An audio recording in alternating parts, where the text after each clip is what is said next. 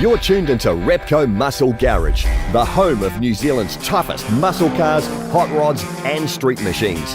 Proudly brought to you by Repco, in association with Mount Shop, Meguiar's and Rislone.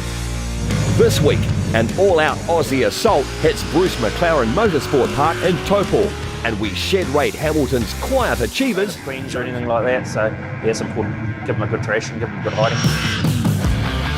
And if a thrashing is in order, then it's not too much of a surprise to see this bloke roll through the gates. Oh mate, Aussie cars are my most favourite. I also own a couple of Falcons as well. 70s Falcons, my favourite cars ever. But Australian built cars, yeah boy.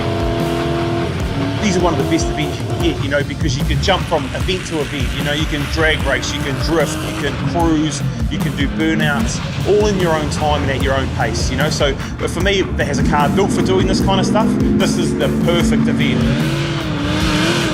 Yeah, so it's a 2000 Holden Commodore, originally started as a SS. It's just had a bit of modifications over the years, you know, we're sort of growing and growing and growing. It's running a 6-litre LS block, 871 BDS blower on it, a bit of an intercooler and then a big and ugly Enderley injection hat, you know, so it's pretty menacing looking.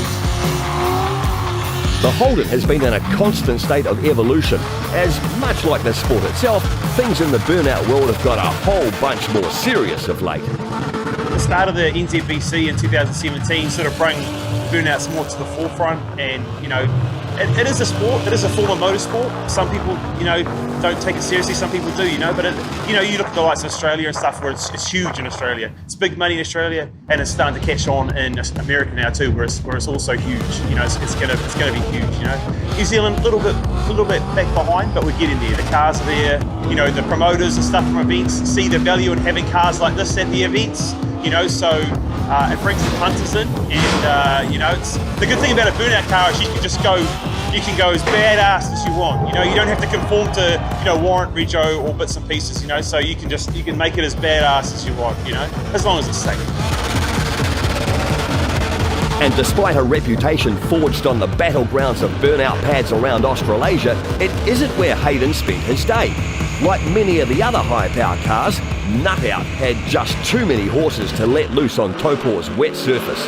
Actually today, my big goal, I've put the back seats back in my car, I've run copious amount of tyres, and today's just about repaying all those that have supported me over the years, and we're going to line up at the Choice Events taxi stand and just try and take as many people cruising out on the track, out on the drift tracks. That's the goal for me today. The Aussie Assault wraps up with a few awards. Daniel Wilson and his on-rags Commodore taking out the overall Aussie Ace title to back up his win in the burnouts. And Rixsta Salmons scored a new set of wheels for his War Dog slammed and cammed Commodore for embracing the spirit of the event.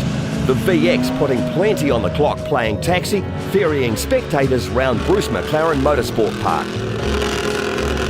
There's exciting times ahead for Choice Events and the Aussie Assault community, with plans underway to stretch 2022's event out to 2 days. And a bit more sunshine and it's a surefire winner.